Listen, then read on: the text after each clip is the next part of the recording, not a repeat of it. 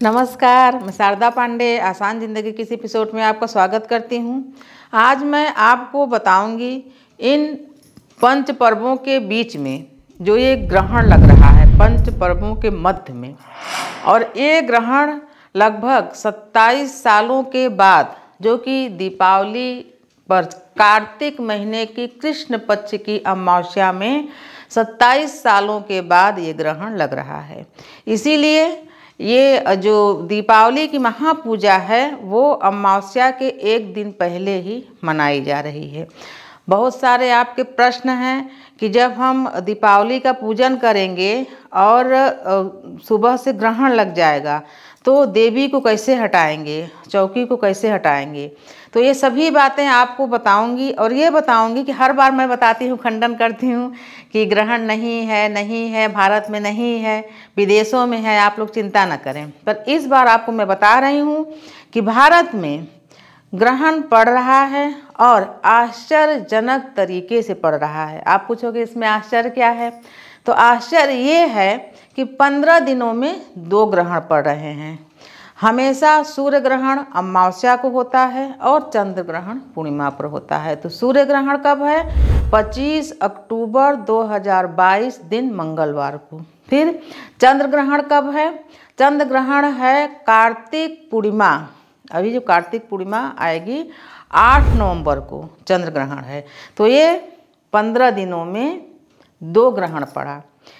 इसके पहले भी जो 2 ग्रहण पड़े थे, सूर्य और चंद्र ग्रहण, यानी कि 30 अप्रैल 2022 को सूर्य ग्रहण पड़ा था। ठीक उसके 15 दिन के बाद बैसाख का जो पूर्णिमा, बैसाखी पूर्णिमा में चंद्र ग्रहण पड़ा था। मान्यता है कि जब 15 दिनों में 2 ग्रहण पड़े तो ये अच्छा नहीं माना जाता है, यानी इसका जो प्रभाव होता, ग्रहण तो वैसे भी अच्छा नहीं माना जाता है, लेकिन 15 दिनों में 2 ग्रहण और साल में 4 ग्रहण, चारों ग्रहण का ऐसा दुर्योग बना कि 15-15 दिन के अंतराल में ही पड़ा। तो इससे जब ये भी ग्रहण जब समाप्त हो जाएगा, ये दोनों ग्रहण, तो इसका दुष्प्रभाव, नया वर्ष जब चालू होगा तो इसका दुष्प्रभाव इस वर्ष के बाद दूसरे वर्ष में भी दिखेगा। इसीलिए जब ग्रहण वगैरह पड़ता है, अभी 2 जो ग्रहण पड़े थे वो भारत में दृश्य नहीं थे, दिखे नहीं थे, वो भी खग्रास चंद्र ग्रहण, सूर्य ग्रहण थे, पूर्वा नहीं था, यानी पूर्वा जो सर्वा चंद्र ग्रहण है, सूर्य ग्रहण होता है, वो चीज़ नहीं था। हम लोग अपने बचपन में, और इधर सूर्य ग्रहण पड़ा था 90-91 में भी हमको याद है। तो सुबह के समय लगभग 9 बजे से शुरू होकर 9:30 बजे तक ऐसे चला था। तो दिन के समय पूरा अंधेरा हो गया था। ठीक से नहीं मालूम है, 90-91 ही है, 91-92। तो पूरा दिन के समय 9 बजे के समय रात्रि हो गई थी, पूरा आसमान साफ था, पूरा सूर्य निकला हुआ था, और ऐसी रात्रि हुई कि चिड़िया एकदम चहचहाने लगे और दक्षिण की तरफ जाने लगे। उनको लगा कि अचानक कैसे रात हो गई। तो उसको सर्वा ग्रहण बोलते हैं, पूरा ग्रस लेते हैं राहु सूर्य को और केतु चंद्रमा को। तो मैं आपको बताने जा रही हूँ कि इस बार जो ग्रहण पड़ रहा है 25 अक्टूबर 2022 दिन मंगलवार को, उसमें किसको किसको सावधान रहना है। सबसे पहले जिन बालकों के झालर नहीं उतरे हैं उनको ग्रहण का दर्शन करने से रोकें, उनको बाहर जाने से रोकें। जिनका इस साल विवाह हुआ है वो भी ग्रहण का दर्शन न करें। जिसका विवाह होने वाला है, पड़ा है, तय हो चुका है, आधा विवाह हो चुका है, यानी सगाई वगैरह हो चुकी हो या बातचीत चल रही हो, उनको भी ग्रहण का दर्शन नहीं करना चाहिए। जो बेटियां, बहनें, माताएं जो गर्भवती हों उनको तो बिल्कुल भी ग्रहण का दर्शन नहीं करना चाहिए, घर के अंदर ही रहना चाहिए। और गर्भवती माताओं को विशेष और भी जानकारी दूंगी। जो बच्चों का, जो झालर वाले बच्चे हैं, इनका जिनका मुंडन पहली बार नहीं हुआ है, उनके सिर में टोपी वगैरह कुछ लगा के रखें, बाल को ढक के, और घर के अंदर ही रखें। जिन बेटियों का विवाह पड़ा हुआ है वो भी बाल खुले करके बाहर यहाँ वहाँ ज़्यादा आधुनिक बन के न घूमें, नहीं बाद में कोई विघ्न बाधा आएगा, बीमार पड़ेंगी तो करती रहेंगी दवाइयाँ अपना। तो ये सचेत रहने का समय है। एक छल्ला भी पहन लें लोहे का, और इस दिन हींग, थोड़ा सा हींग को गीला करके थोड़ा सा कपड़ों में लगा लें। ये सब चीज़ें सावधानियाँ रखनी चाहिए। फिर गर्भवती माताओं को क्या करना है, जैसे कि जो ग्रहण का जो सूतक, जब सूर्य ग्रहण लगता है तो उसका सूतक का प्रभाव 12 घंटा पहले लगता है। चंद्र ग्रहण का सूतक का प्रभाव 9 घंटा पहले लगता है। तो इतना तो कोई मानने वाला है नहीं। कम से कम जब ग्रहण चालू हो उसको 1-2 घंटा पहले ही मानते हैं, उनको मानना चाहिए। यानी खाना पीना, ब्रश, मंजन, मुखारी, बातचीत, तेज तेज बोलना, हंसना, ये सभी चीज़ें निषिद्ध करके शांति से बैठा रहना चाहिए। तो मतलब कि ये जो ग्रहण है, आपको पहले बता दूं कि आपको सावधानियां क्या रखनी हैं। जो गर्भवती माताएं हैं उनको भी चाहिए, जैसे कि बालक, वृद्ध और रोगी, इनके लिए छूट रहता है। तो बच्चा बार बार जैसे खाने पीने को मांगता है तो उसको देना पड़ता है। वृद्ध हैं, उनको भी प्यास भूख लगती है, उनको दवाइयाँ देनी है तो उनको भी देना ही पड़ता है। बीमार हैं व्यक्ति तो उनको भी, अब ये बीमार हैं तो उनको ऐसा ना कर दो, उनको दवाई मत दो, उनको नाश्ता मत दो, उनको खाना ना दो, ऐसा नहीं हो सकता।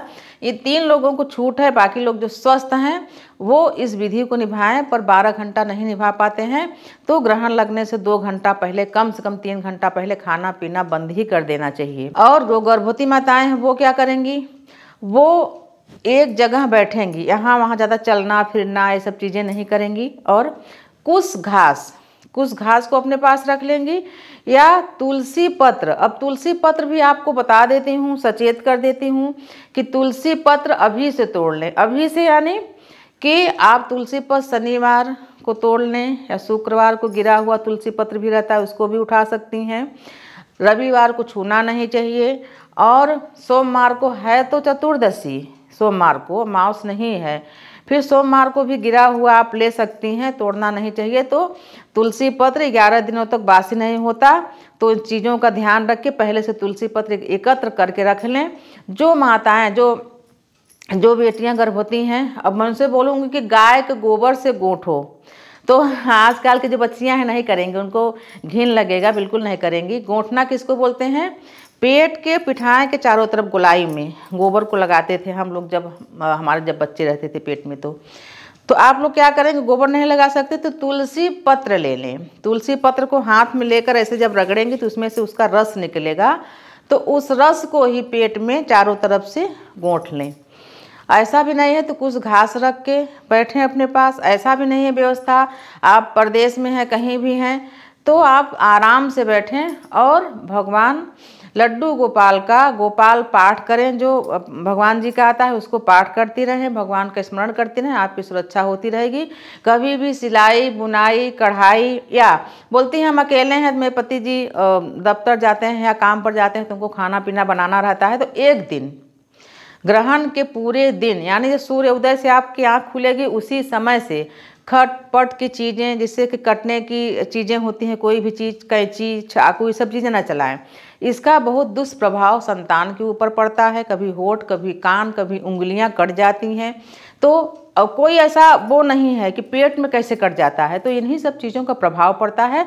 तो आप खाना पीना बनाने से बिल्कुल बचें, उस समय खाना पीना बनाना भी नहीं चाहिए। अब आपको बताऊँगी कि 25 अक्टूबर को 2:29 से आइसलैंड से शुरू होकर ग्रहण का शुरुआत, और फिर शाम को 6:23 पर समाप्त हो जाएगा। यानी 2:29 से शुरू होकर शाम को 6:23 पर समाप्त हो जाएगा। लेकिन ये पूरे विश्व के लिए बता रही हूँ, जहाँ जहाँ लगेगा। भारत में 4:23 से शुरू होगा ग्रहण, और इसका मोक्ष काल है 6:20 पर, मध्य काल है 5:28 पर। जैसे कि भारत में इस बार का जो सूर्य ग्रहण है ये भी प्रभावी है, और जो चंद्र ग्रहण है वो भी प्रभावी है, उसका भी वीडियो आपको दूंगी। तो इसमें आपको बहुत सावधान रहना है। भारत में भी जो ये ग्रहण लग रहा है तो अलग अलग राज्यों में अलग अलग समय पर, यानी 10 मिनट, 5 मिनट, 20 मिनट अलग अलग समय पर ग्रहण दिखेगा। लेकिन जहां सूर्य अस्त जल्दी हो जाएंगे, जैसे आपको बताया कि 6 पर ग्रहण मोक्ष हो जाएगा, तो जहां सूर्य अस्त हो जाएंगे वहां पर जब अस्त हो गए तो ग्रहण का मोक्ष माना जाएगा। बाकी अलग अलग जो शहर हैं उनमें अलग अलग समय से थोड़ा बहुत कम ज़्यादा 10 मिनट 20 मिनट पर लगेंगे। तो सभी ये जानकारी आपको डिस्क्रिप्शन में दे दिया जाएगा। आप पढ़ के अपने अपने शहरों में, जैसे चेन्नई, दिल्ली, बेंगलोर, जहाँ जहाँ भी लग रहा है, जहाँ जहाँ ग्रहण दिखेगा, तो थोड़ा बहुत ऊपर नीचे रहेगा 10-5 मिनट का, तो आपको पूरी जानकारी दे दी जाएगी। जैसे कि बहुत सारे पर्व होते हैं, बहुत सारे, जैसे कि अक्षय तृतीया, आंवला नवमी, अक्षय नवमी, तमाम ऐसे पर्व होते हैं जिन पर्वों में किया गया दान पुण्य, व्रत, उपवास, पूजा पाठ, हवन का फल बहुत गुना बढ़ जाता है। उसी तरीके से जब ग्रहण पड़ता है तो ग्रहण में किया गया जो भी क्रियाएं हैं, जो भी शुभ कार्य हैं, जैसे कि ग्रहण में सबसे ज़्यादा जाप का महत्व है। आप अगर गुरु मंत्र लिए हैं तो उस मंत्र का बैठ के धरती पर आसन बिछा के बैठ के उस मंत्र का जाप कर सकते हैं। और तो कोई विशेष पूजा पाठ होता नहीं, मंदिर का कपाट बंद हो जाता है, घर की मंदिर में भी प्रवेश नहीं करना चाहिए उस समय जिस समय ग्रहण लगा रहता है। सबसे इस समय सर्वश्रेष्ठ होता है मंत्रों का जाप करना। जिस भी देवी देवता को आप मंत्र लिए हैं, जितना माला बन सके उतना माला का जाप करें, तो इसका फल, जैसे आप एक माला जपे तो उसका फल आपको साधारण दिनों में जो भी मिलता है उसका कई गुना बढ़ के इस मंत्रों के जप का फल मिलेगा। मान लीजिए आप गुरु मंत्र नहीं भी लिए हैं तो जिस भी देवी देवता के ऊपर आपकी श्रद्धा है उनका ही मंत्रों का जाप करें। जैसे भगवान शिव, माँ पार्वती, काली मैया, दुर्गा मैया, श्री बजरंगबली जी, राम जी, श्री हरि विष्णु जी, माँ गंगा जी, माँ धरती मैया, जिसका भी आप जिसको भी चाहते हो सभी का मंत्रों का जाप कर सकते हैं। मंत्रों का जाप करने के बाद यही मतलब मान्यता है कि जितने हम मंत्रों का जाप करते हैं उसका दशांश हवन भी कराया जाता है। तो दशांश हवन आप कभी भी, यानी जब मोक्ष हो जाए, मोक्ष होने के बाद, जैसे आप जप कर लिए, कभी कभी कोई लोग तो लाखों जप कर लेते हैं ग्रहण के दौरान, जप कर लिए, जप करने के बाद जब मोक्ष हो जाता है तो सब चीज़ों की शुद्धि करने के बाद, स्नान करने के बाद हवन भी अगले दिन, चाहे जैसे आप इस आज ग्रहण के समय आप जाप किए, अगले दिन भी आप हवन कर सकते हैं उस मंत्रों का दशांश, यानी जितना आप मंत्र जपें उसका 10वां हिस्सा हवन भी कर सकते हैं। तो आप मंत्रों का जाप करेंगे तो इसका कई लाख गुना, यानी इसका कई लाख गुना बढ़ के आपको पुण्य फल की प्राप्ति होगी। और किसी के भी कहने से, किसी के भी भयभीत करने से आप भयभीत न हो। जो अच्छे होते हैं, सच्चे दिल के होते हैं, धर्म कर्म दान पुण्य करते हैं, उनकी रक्षा सदैव दैवीय शक्ति करती रहती हैं।